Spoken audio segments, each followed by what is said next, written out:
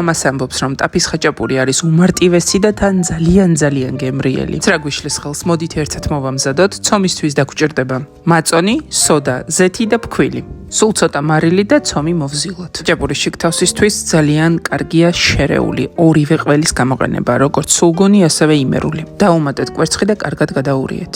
გავაკეთოთ ცომის და ყველის ბურთულები. სანამ ცომი ისვენებს, გეტყვით, რომ ბაგის საოცარი ტილოები არის ყველა დიასახლისისთვის აუცილებელი ნივთი და განსაკუთრებით სამზარეულოში. იმდენად მიჩვეული ვარ უკვე, რომ ყველა სივრცეში ვიყენებ სწორედ ამ ტილოებს.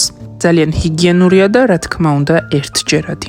ახლა ავიღოთ დასვენებული ცომი, ერთი გუნდა ცომი და ერთი ბურთულოა ყველის. პრინციპში ეს უკვე მარტივია. მგონია რომ ყველა მისედაც ვიცით. გაგიკვირდებათ. მოდით ახლა სიმართლეს გეტყვით, რომ ეს ჩემი პირველი მცდელობაა ხაჭაპურის მომზადების. ან რატომ უნდა გაგიკვირდეთ? პრინციპში არც არასდროს მქონია პრეტენზია იმის, რომ ვარ კარგი მზარეული. ვცდილობ, ვსწავლობ და თან თქვენც გიზიარებთ.